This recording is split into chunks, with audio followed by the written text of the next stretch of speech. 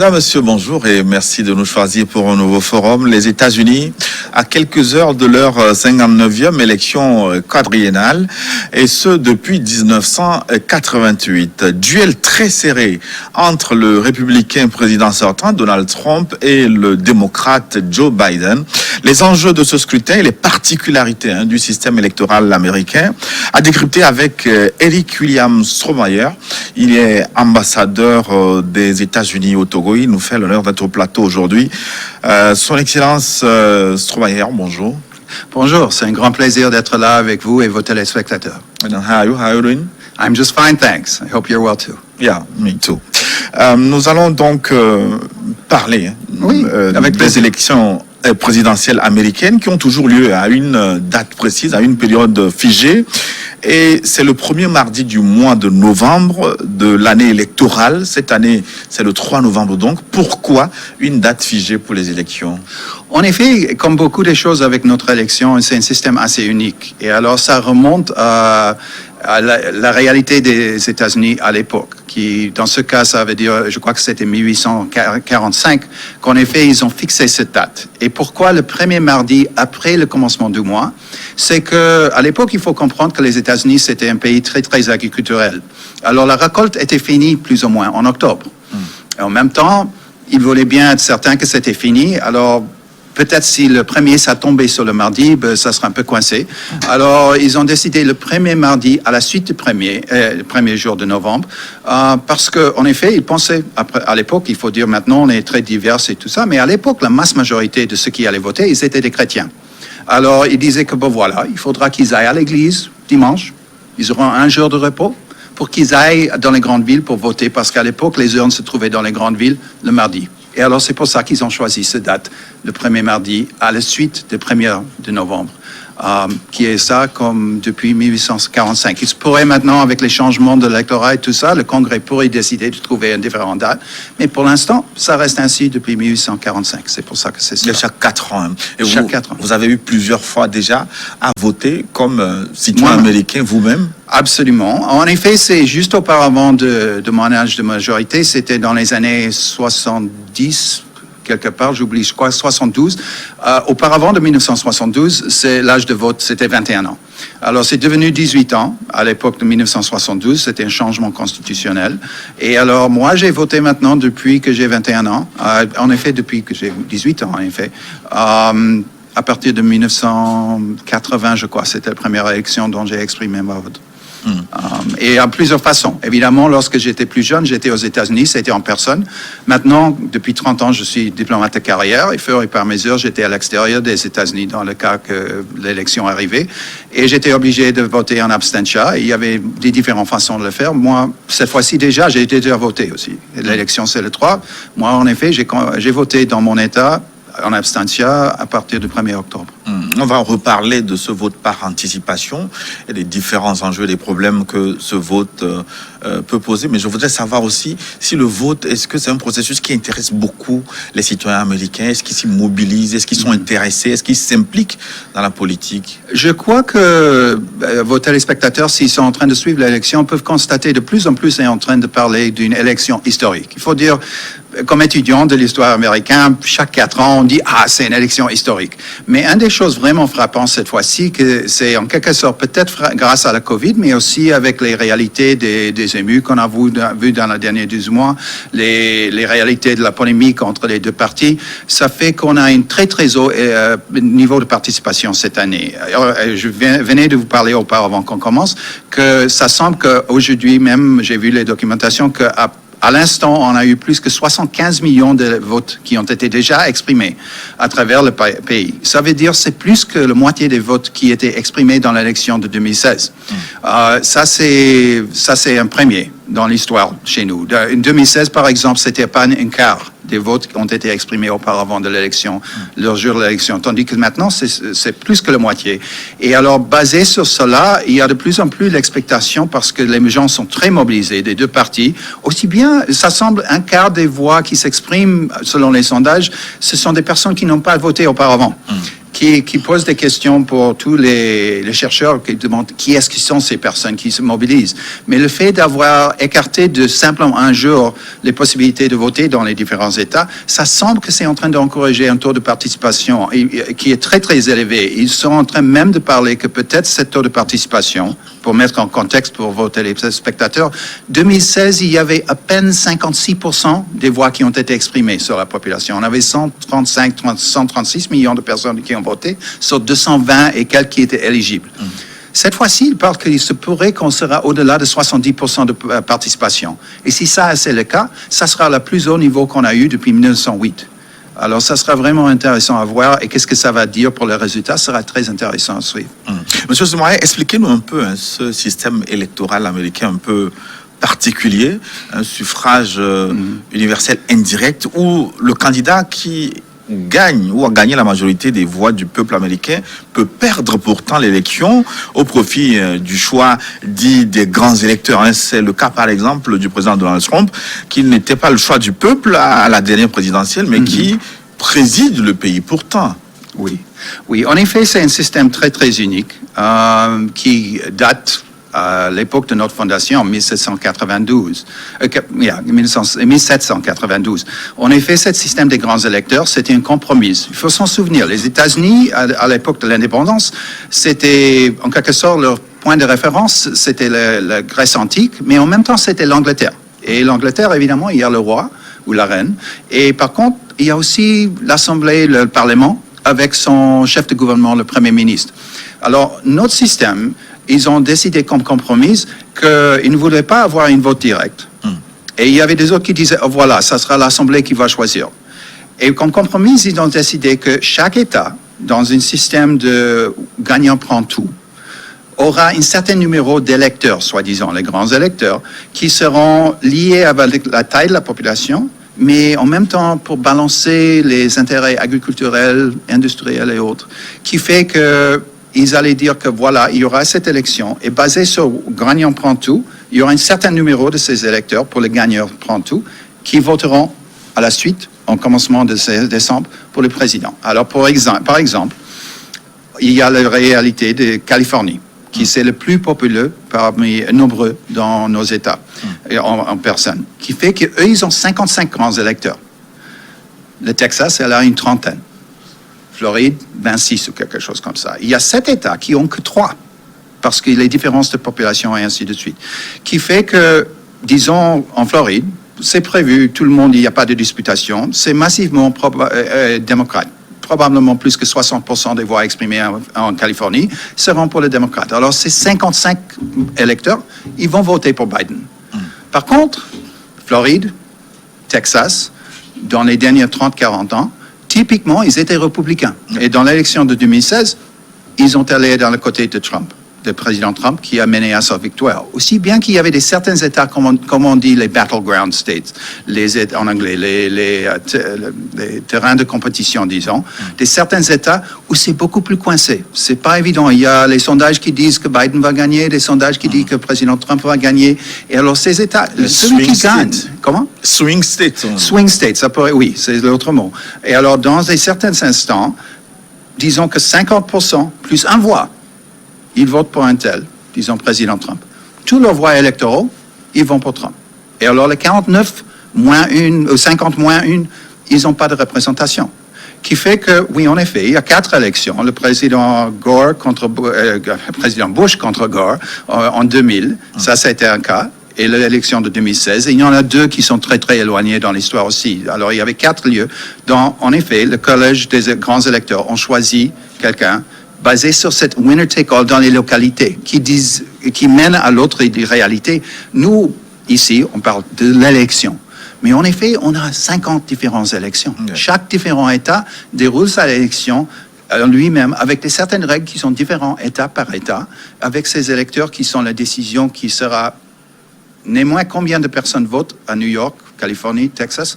Le gagnant, il aura tous les électeurs. Ça ne sera pas une division 49, 51, moitié-moitié ou quelque. Et c'est pour ça qu'il y a cet écart avec les résultats. On va voir que ça donne ici la semaine prochaine.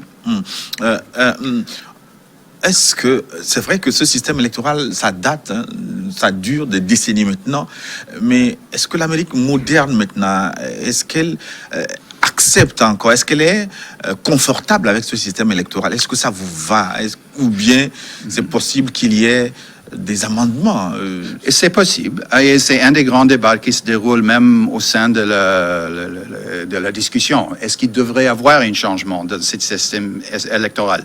Il faut constater une des raisons pour laquelle nous avons la stabilité que nous avons. Après tout, avec 240 et quelqu'un, c'est une stabilité de longue durée. Et alors, une des raisons pour cela, c'est que c'est très, très difficile à changer notre constitution.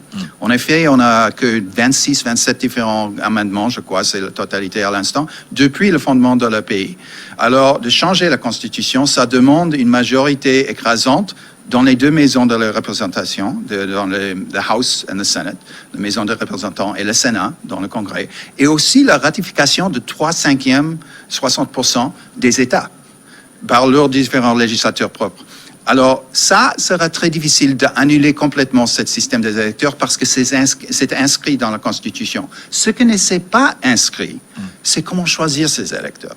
Alors, dans les différents États, ils peuvent changer. Il y en a même 2 États à l'instant dont, en effet, ils ont dit, OK, on trouve ça un peu bizarre. Nous, on va dire que c'est proportionnel, basé sur 30, 70, alors 30% des électeurs dans notre État et 70, ils iront ici. Alors, il y a 2 États qui ont fait ça. Alors, à la suite de l'élection, ça sera à voir s'il y a des changements dans les maisons de représentatifs locaux, s'ils décident comment eux, comme certains États, veulent changer ces électeurs. Ça pourrait changer. Et c'est une partie de le débat qui se déroule, s'il devrait y avoir des changements là-dedans. Alors, pourquoi on ne parle souvent que de candidats républicains et démocrates, alors que l'élection implique aussi d'autres candidats, d'autres représentants, d'autres partis, tout aussi historiques? Pourquoi il n'y a que 2? Non, c'est une très bonne question. Et ça revient, je crois, à cette simple question de gagnant prend tout. Il y a la réalité que dans les différents pays parlementaires, la France, Togo, ainsi de suite, il y a des listes électorales qui fait que, j'ose le dire, disons, nos collègues européens, eux, si, disons, le Parti vert, elle gagne 5% des voix ou 10%, néanmoins qu'elle ne gagne pas dans une localité, mais dans la nationalité, ils ont reçu un certain numéro de voix, ils gagnent des certains sièges dans l'Assemblée. Chez nous, non. Chaque représentant du Congrès, il représente un district géographique, une certaine quantité de constituants qui ont voté contre lui. En gagnant prend tout. C'est un des problèmes. Néanmoins que, disons, dans un certain quartier, disons ma congressional district, mon district congressionnel à Virginie, disons que c'est, imaginons, si 75% voté pour démocrate ou républicain. L'autre 25%, ils n'ont aucune représentation dans ce district. Même histoire dans le Sénat. Le Sénat, c'est 2 sénateurs. Alors, chaque État, ils ont 2 sénateurs. C'était un compromis à l'époque, qui fait que, par hasard, imaginez que New York, c'est un des plus populaires des États. Ils ont 2 sénateurs, et en même temps, ils ont une trentaine de représentants, les 2 maisons, quoi. Parce que les représentants, ils sont basés sur la population, proportionnellement. Il y a 7 États dont il n'y a qu'un représentant, parce que la population est très petite. Néanmoins, ils ont 2 sénateurs chacun. C'est un effort de balancer les zones typiquement ruraux qui ont peu de population contre les zones urbaines qui ont beaucoup de population. Et alors, maintenant, revenons à votre question, il faut dire que les 3 tiers partis, ils sont là. Typiquement, je crois, il doit y en avoir une vingtaine ou trentaine de personnes qui parcourent la présidence. Mais pour gagner, il y a peu de possibilités il y a 0 possibilité, en fin de compte, qu'il y aura autre que soit président Trump, soit Biden, qui seront élus sur le plan national avec ce système des électeurs. Une chose que j'ajouterais, par contre, c'est que ces tiers partis peuvent faire une grande différence. Et le plus grand, dans mon point de vue, c'est qu'il faut constater, beaucoup de vos téléspectateurs sans doute connaissent Abraham Lincoln. Alors, Abraham Lincoln, c'était notre président à l'époque de la guerre civile. Il était républicain. Il était le premier candidat républicain. Parce qu'il y avait une autre partie qui s'appelait les Whigs, dont personne n'en parle, sauf les historiens, qui ont divisé autour de l'histoire de l'esclavage. Et alors, cette partie a chuté dans les années juste auparavant de l'élection. Et cette nouvelle partie, les républicains, ont arrivé en position 1859 comme ça. ils ont proposé Lincoln. C'était un tiers parti, en effet, à l'époque. Il a gagné. Il est devenu président. Et alors, les tiers partis, ils peuvent jouer un rôle si un des grands partis devient marginalisé. Si elle devient, pour des raisons sinistrées, en quelque sorte, de la masse de la population, ça se peut qu'il y aura un tiers parti qui gagnera plus d'attention. Et fur et à mesure dans nos histoires, on a vu ça.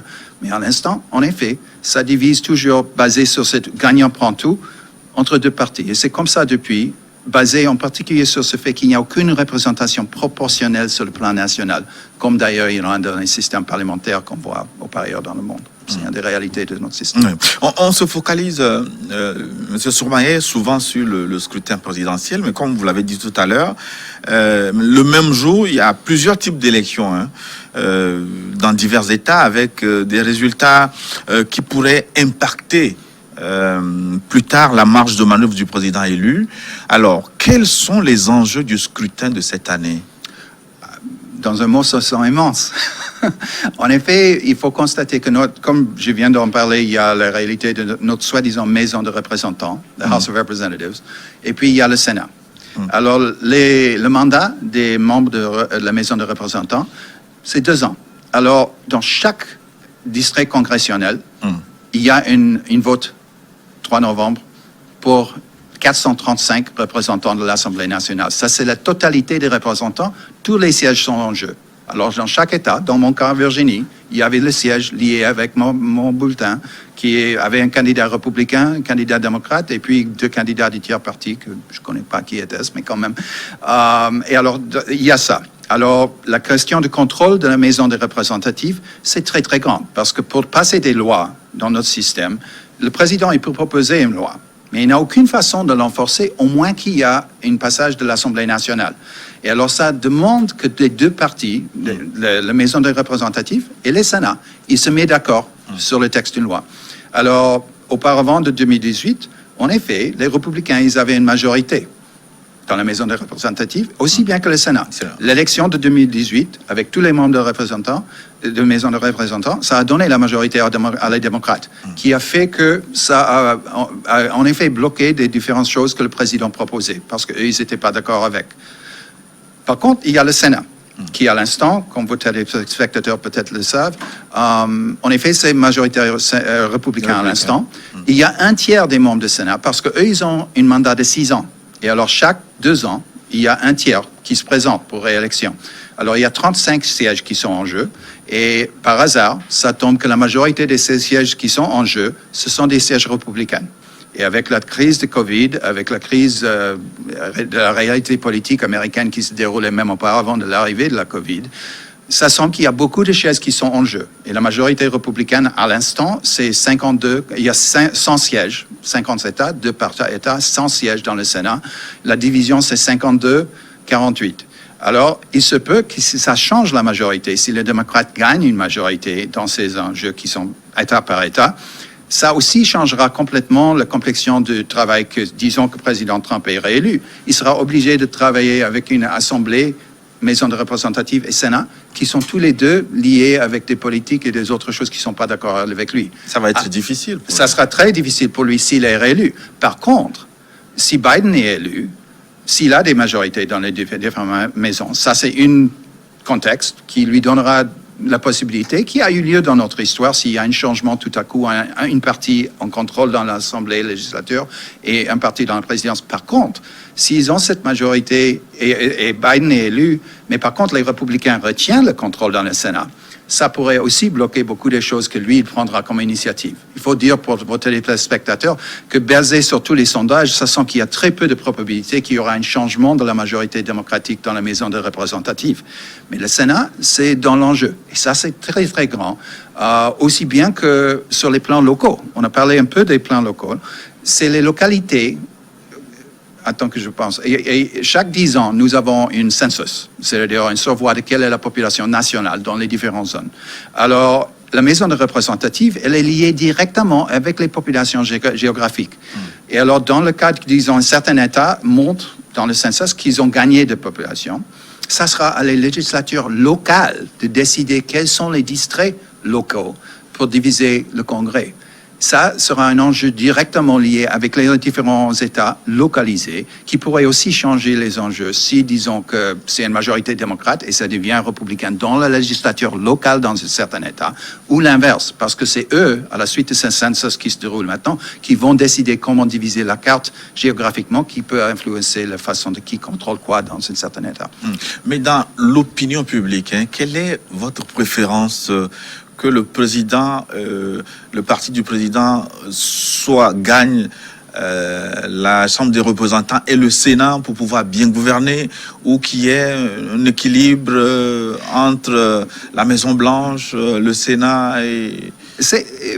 Lorsque vous dites l'opinion publique, il faut dire que c'est un peu divisé. Dans le contexte, une des choses, comme étudiant aux États-Unis, on est toujours en train de discuter de la balance des pouvoirs. Yeah. Alors, à l'instant, dans l'enjeu politique, on est en train de discuter, est-ce qu'il faudra donner à Biden l'opportunité, avec des majorités écrasantes dans les différentes maisons, à poursuivre sa politique, ou est-ce que ça, c'est trop radical? Est-ce que je suis voteur en Texas, je vais dire peut-être... Oui, peut-être je ne suis pas d'accord avec le président Trump, peut-être je vais voter pour Biden, mais je vais voter pour ce sénateur républicain parce que je veux qu'il mette un échec sur ce que Biden pourrait faire. Et ça peut travailler de l'inverse. Et ça, c'était le cas en 2018. En 2018, le président n'était pas sur le bulletin de vote, parce qu'il avait un mandat de 4 ans, mais quand même, il y avait des voteurs qui ont dit non, on veut un échec sur ça, qui a donné une majorité démocrate dans la Maison des représentatifs, qui a beaucoup limité les choses que le président Trump pouvait faire à la suite de ce changement. Il faut dire que la même chose a eu lieu avec le président Obama. Les premiers 2 ans de son mandat, il avait des majorités dans le Sénat et les maisons des représentatifs, et 2 ans après qu'il était en pouvoir, les voteurs ont mis les républicains en majorité dans le Sénat, qui a mis un grand échec sur ses possibilités d'avancer son programme. Alors ça, c'est une chose qui est partie de notre histoire de longue durée, et je crois que la masse majorité de la population américaine accepte le fait qu'il y aura une division de pouvoir là. Il y a d'occasions dont tout le pouvoir est mis dans un certain panier, et s'ils ne sont pas contents avec ça, ils le changent. Et ça, c'est le va-et-vient de nos élections à travers notre histoire qui fait cela.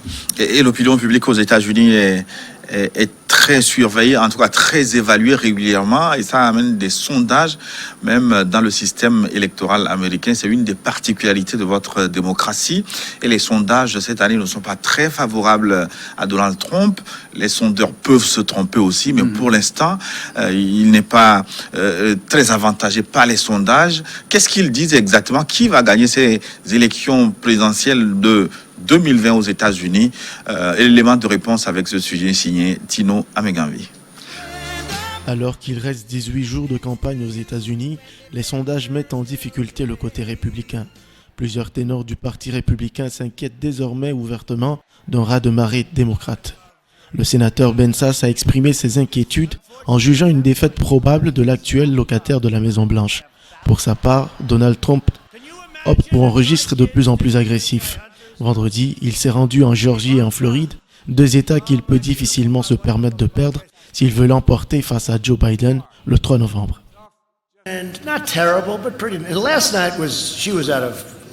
Et nous avons appris au cours des derniers mois que Joe Biden est un politicien corrompu. C'est un politicien corrompu. Et la famille Biden est une entreprise criminelle. Franchement, cela fait passer Hillary Clinton une escroc pour une amateur. Je vais vous dire quelque chose.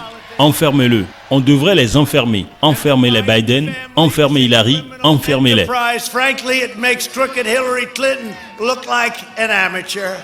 Dans les sondages, Donald Trump devance nettement Hillary Clinton, mais en étant derrière Joe Biden.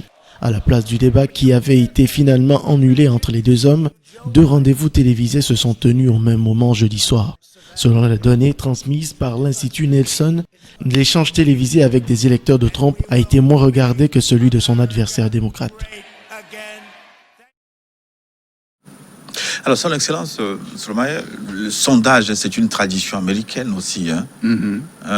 Quelle est son importance dans la vitalité démocratique Les sondages, ils ont une valeur pour que, dans le plan national, ça prépare, je crois, l'électorat à quels seront les résultats. Mais comme vous l'avez dit, c'est pas quelque chose qui est précis. Qui fait qu'en effet, il faut constater, en 2016, les sondages indiquaient qu'en effet, je crois que le président Trump avait la possibilité de gagner l'élection à une marge de, je crois que c'était en 15 et 20%. En effet, il a gagné. Les sondages, basés sur les sondages, Hillary Clinton aurait gagné. Mais les sondages, ils se sont trompés pour certaines raisons. Parce qu'après tout, il faut que vos téléspectateurs comprennent typiquement ces sondages, même sur le plan national. Il peut qu'ils touchent peut-être 2000 personnes. Ils essaient, à travers l'informatique, de trouver des divisions de population représentatives. Mais s'il manque une certaine couche sociale, dans le cas, ils ont pensé que peut-être c'était des personnes à un certain niveau économique qui, pour certaines raisons, ils n'ont pas constaté dans certains États, qui a fait que dans ces États, les sondages ont indiqué que Hillary allait gagner, mais en effet, elle a perdu, qui a fait que Trump a gagné. Mais rien n'empêche que ça a donné... Tout le monde savait bien que l'élection, elle était très proche. Et décision finale, c'était très difficile à deviner auparavant que les votes ont été comptés, qui fait que ce système des sondages, je crois que ça prépare la population pour le résultat. Parce qu'après tout, si les sondages indiquent que oui, c'est évident que un parti ou un autre va perdre, même les fanatiques du parti, ils savent entre eux qu'après tout, ça semble qu'on va perdre. Alors si ça se déroule comme ça, ils l'acceptent. Tandis que, par contre, si on sait que c'est trop proche, et on pense, après tout, comme les démocrates à l'époque, qu'ils allaient gagner, mais enfin, ils savaient que c'était possible que non. Et il y avait des problèmes avec la campagne de Hillary. Ils savaient bien qu'il y avait des issues. En fin de compte, ils ont accepté le fait que, après les élections, c'était constaté qu'elle a perdu. Une des choses à suivre pour vos téléspectateurs, c'est avec ce système des électeurs et tout, c'est la question de la Floride et la Texas qui sont dans l'enjeu et qui peuvent avoir des résultats assez vite dans la soirée de 3 arrivant à la 4. Si ça sort que c'est très proche à débattre, il faut suivre. Par contre, si ça sort que, disons, en Floride ou quelque part, qui a voté pour Trump, en effet, en 2016, en effet, si ça sort qu'ils ont voté pour Biden, c'est bien probable que Biden va gagner. Mais par contre, sinon, il faut voir qu'est-ce qui se passe autour de la carte. Parce qu'il y a des États, comme je disais, Californie et New York, il n'y a aucune question, ils seront démocrates.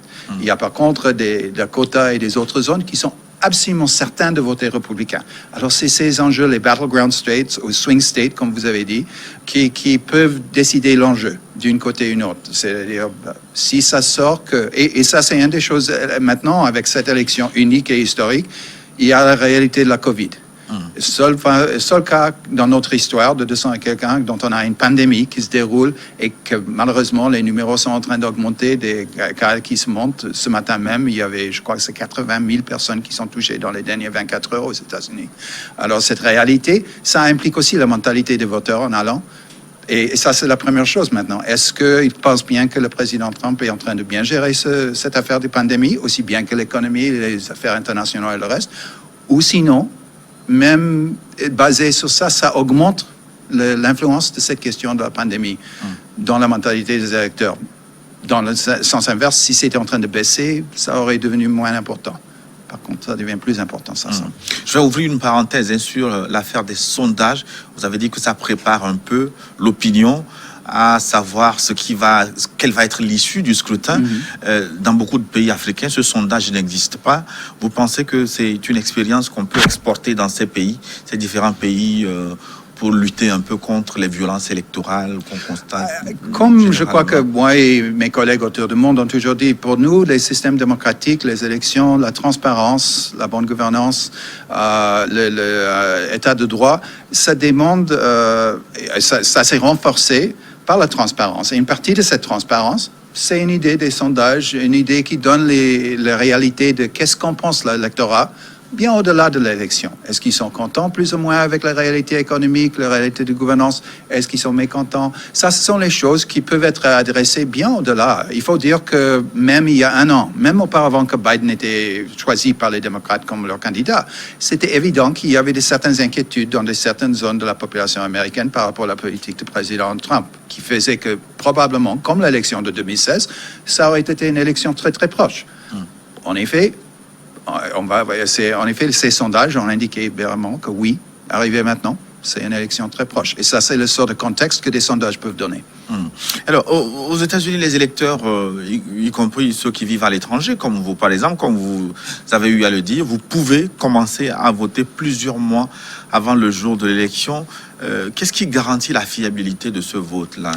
En effet, c'est un système, et je veux souligner cela, dont c'est pas un système national. C'est un système État par État qui fait que chaque État, il n'y a pas une CENI en tant que tel. Il y a les différents États qui ont des différentes choses, qui ont des noms, qui surveillent les élections chez eux, dans l'État. Et alors, selon l'État, il y a des différentes provisions de comment on peut voter dans le cas que, pour une raison ou une autre, vous ne pouvez pas être là le 3 novembre. Et alors, dans ce cas, on a un très, très grand numéro de personnes qui ont voté auparavant. Et je peux vous citer mon expérience, qui, en effet, c'est que la Virginie, elle commence le voting en avant. Ça peut être fait en personne ou par courrier, auparavant, au-delà du le 27 septembre. Je crois que c'était la date, le 27 ou le 28. Alors, auparavant de cela, et ça, c'est quelque chose de réel à travers les États-Unis, je crois, mais en Virginie, vous pouvez enregistrer pour voter à n'importe quel instant vous voulez dans l'année, dans les 4 ans, si vous voulez. Typiquement, en Virginie, ça peut se faire dans le bureau d'enregistrement de votre véhicule. Il y a un petit guichet, si vous voulez voter, indiquer que vous voulez voter, vous enregistrez, vous montrez des preuves que vous êtes résident de l'État, il vous met sur les listes électorales.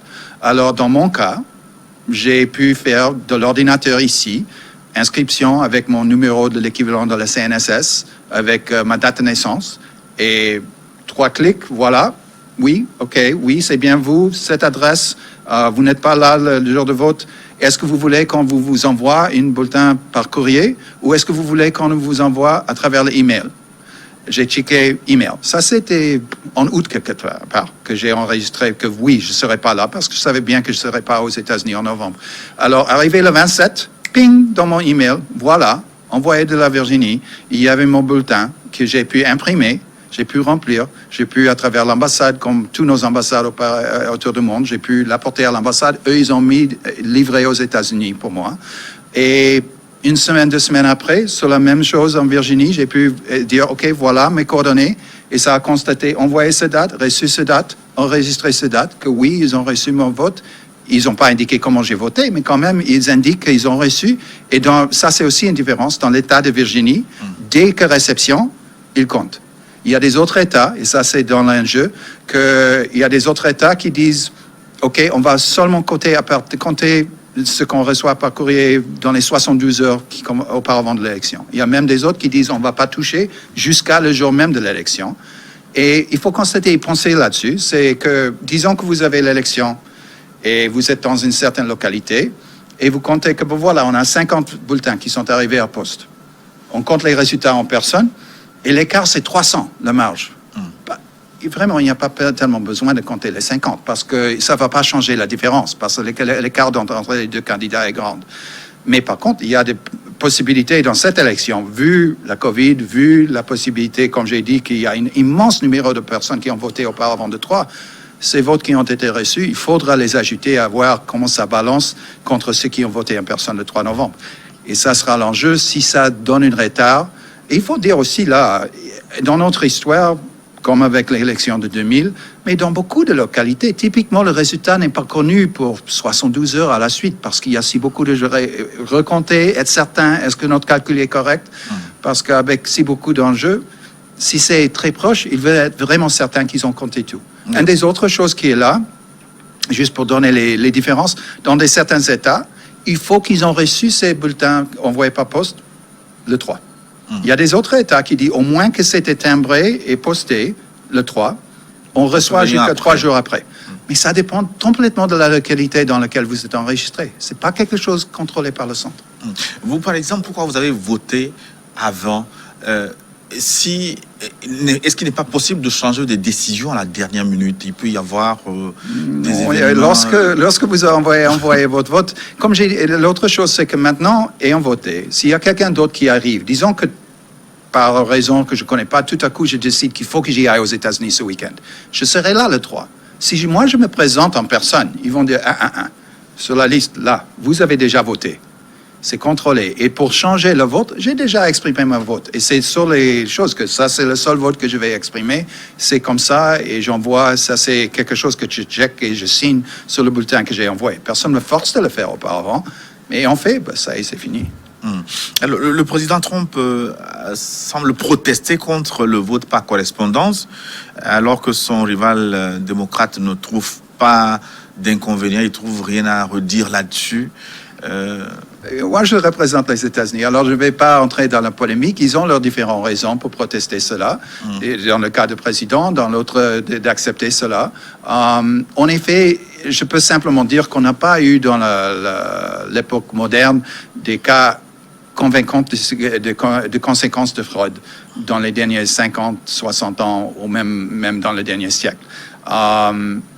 Est-ce que ça pourrait se faire? Ça pourrait, on ne peut jamais dire non, mais il n'y a aucune évidence qu'il y a vraiment des grandes raisons pour lesquelles penser il y aura des fraudes. Et autre que ça, je ne vais pas rentrer dans cette question de cette polémique qui se déroule dans notre élection. Ça veut dire que, en tant que diplomate, vous voulez avoir une réserve par rapport aux questions. Je représente le pays entier.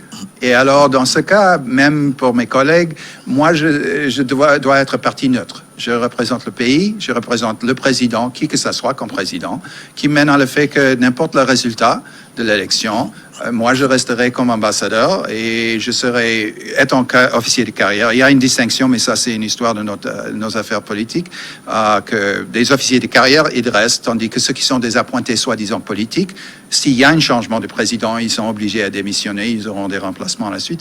Mais dans le cas, je suis neutre et je représente le pays plutôt qu'un parti ou une autre.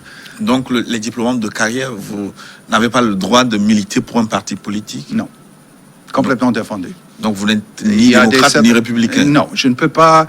Il y a certaines lois. Il y a quelque chose qui s'appelle le Hatch Act, qui oblige à tout fonctionnaire du gouvernement américain qu'elles sont obligées d'être neutres dans leur comportement. On peut faire des cotisations, évidemment, on peut faire des votes, mais dans le bureau et dans mon contexte officiel, en particulier à l'extérieur, j'ai nullement le droit de pouvoir dire « Ah, moi, je vais supporter ceci, cela ». Je ne peux pas mettre sur mon voiture garée en face une autocollant disant « Je soutiens tel, etc. » C'est complètement défendu. Ça sera cas de révocation si je faisais. Je comprends pourquoi vous avez une cravate multicolore. Et le drapeau, avec le drapeau togolais. Oui. Qu'est-ce qui fait la stabilité de la démocratie du système électoral américain? C'est vrai que quelques rares fois, il y a eu palabres autour des résultats des élections, mais rarement des violences depuis 1788. Qu'est-ce qui fait la stabilité de votre système?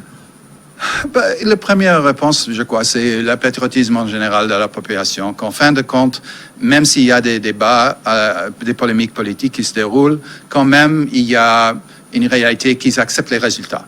Et ça, c'est lié à la transparence. Parce que moi, je sais comment moi j'ai voté. Je peux constater que je connais mon quartier. Et enfin, je peux vérifier comment ça s'est déroulé dans mon quartier. Rien n'empêche que je sais qu'il y a des autres quartiers qui sont complètement à l'inverse. Et alors, ça me donne la réalité que moi, j'ai exprimé ma voix. Et en fin de compte, étant donné les sondages et autres choses qui me montrent que c'est assez proche, si mon candidat... moi, j'ai quoi? J'ai la soixantaine, qui fait que ça doit faire une vingtaine de différentes élections. Il y en a dont j'ai voté pour le gagnant, il y a des autres que j'ai voté pour le perdant. Comme la masse majorité, je crois, de mes concitoyens, on accepte les résultats et on va de ça. Si on a perdu, on mobilise pour faire mieux la prochaine fois. Et par contre, si on a gagné, on fait le mieux qu'on puisse pour gouverner ou assister ceux qui gouvernent. Et il y a des périodes dont on a une consistance de gouvernance. Et si le parti gagnant ne réussit pas, ils sont remplacés. Et ferait par mesure, ça se déroule. C'est comme ça dans notre histoire depuis 200 et quelques ans. Le fair play.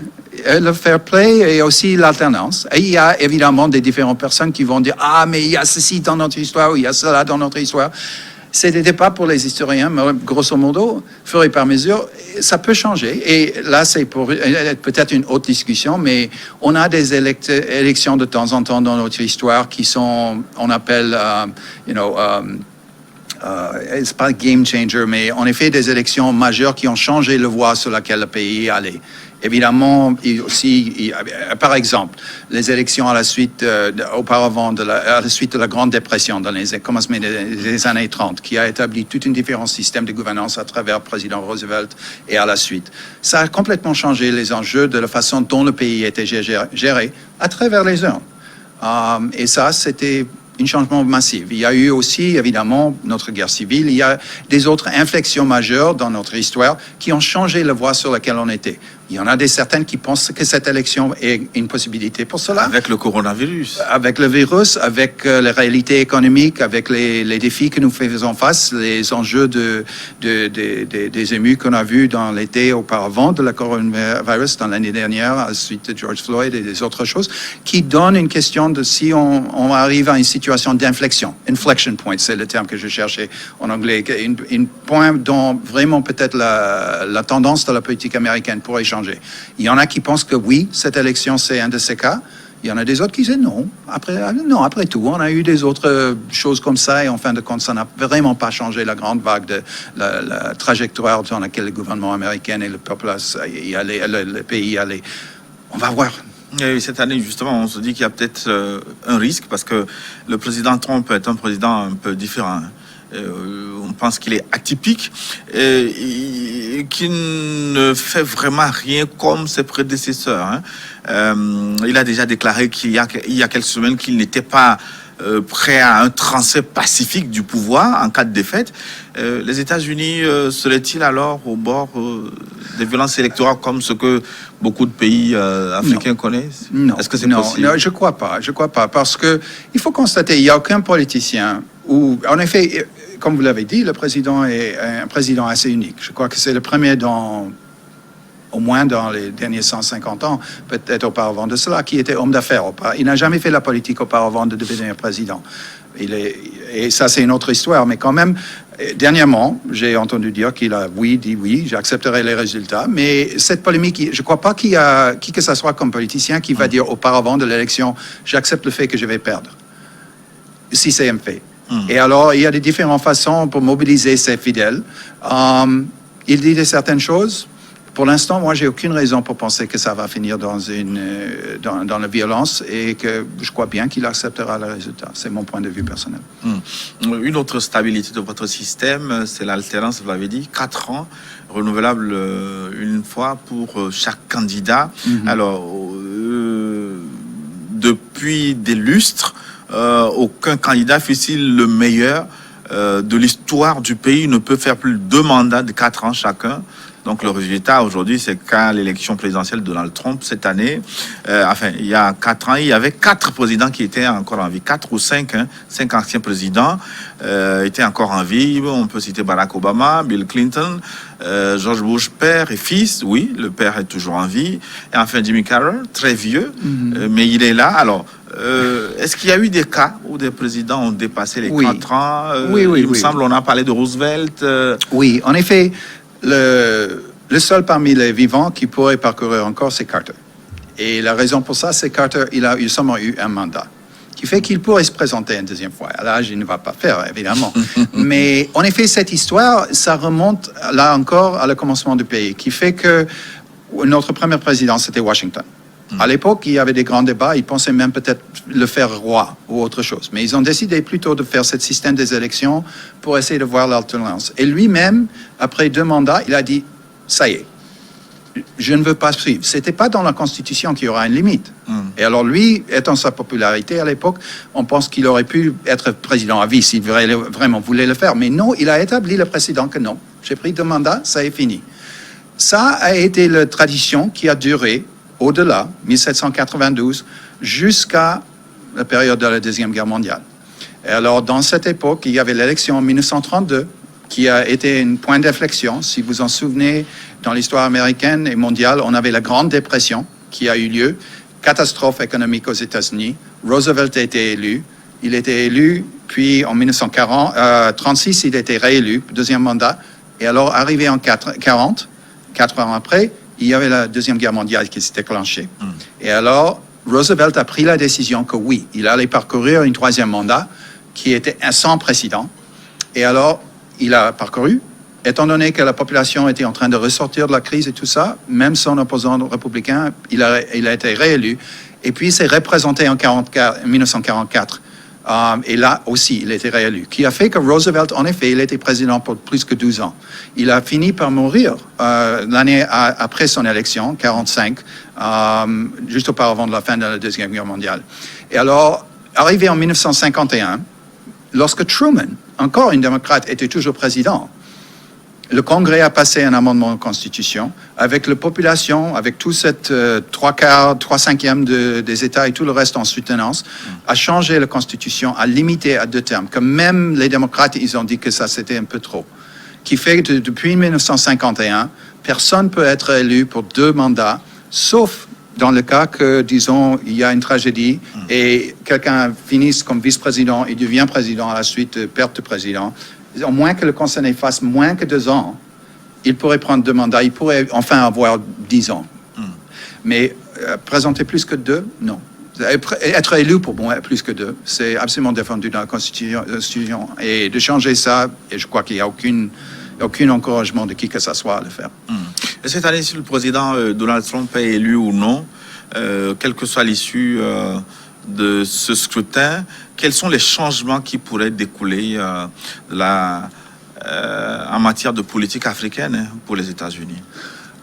En effet, je crois il faut voir dans les dernières élections de changement de parti, aussi bien que celles qui viennent d'avoir lieu en 2016, il y avait beaucoup de discussions. Est-ce que ça va aller changer les choses en grande marge? Le fait, c'est que, comme on a signalé à le commencement de notre discussion, il y a cette question des échecs et les balances. Et alors, il y a toujours, si on veut vraiment changer une politique, il faut avoir le soutien du Congrès.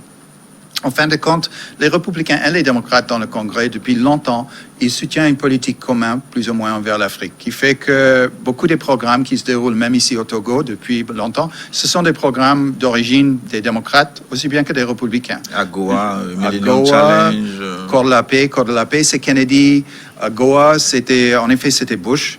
Il y a PMI, le President's Malaria contre le paludisme. Il y a évidemment le PEPFAR qui milite ici à travers le continent contre les sida. Ça, c'est un programme républicain. Mais rien n'empêche qu'il y a toutes sortes de soutien pour les démocrates aussi bien. Et dans le cas, le Corps de la paix aussi, c'était un programme démocrate, mais ça a eu le soutien des républicains, qui fait que dans les grandes réalités, je crois que notre engagement dans l'Afrique va rester comme elle est, au Togo aussi. Il y aura peut-être des changements sur les marges, peut-être des nouveaux programmes. C'était un programme d'Obama qui était renouvelé, continué sur Trump, et ça c'est une bonne chose, aussi bien que les autres programmes républicains qui étaient continués sur Obama. Alors je crois qu'il y a une continuité qui va continuer, néanmoins quel sera le résultat la semaine prochaine. Et c'est pour ça qu'il y a nous, les diplomates qui sont là, on va continuer cette continuité, cette partenariat de longue durée qui remonte à l'indépendance ici à travers le continent. Et qui va gagner les élections? Je corrige tout le monde à faire la suite à voir. Et pour qui vous avez voté? Ça c'est à moi de le savoir. J'ai voté pour celui que j'ai voté. Je serais content si le concerné gagne. S'il perd, j'accepterai et je vais poursuivre notre politique. C'est le même vote qu'il y a 4 ans. Vous avez voté pour la même personne? Ça c'est à moi. Non, je ne vais pas tomber pour ça. Moi, je reste neutre dans la politique officielle et ça sera en effet entre moi, mes enfants et ma femme peut-être. Merci beaucoup, Son Excellence, Monsieur l'ambassadeur des États-Unis au Togo, Eric William Strohmayer. Nous arrivons donc à la fin de notre forum. Okay. C'était très riche, on a bien apprécié. Thank you very much. Thank you very much. Merci infiniment à vous et l'attention de vos téléspectateurs. Merci. Et donc on se retrouve au soir du 3 novembre pour connaître l'issue de ce duel entre Joe Biden et Donald Trump. Nous arrivons donc à la fin de la première partie de notre forum. Une courte pause, puis une nouvelle édition du journal. On se retrouve dans une dizaine de minutes pour la suite de votre émission. À tout de suite.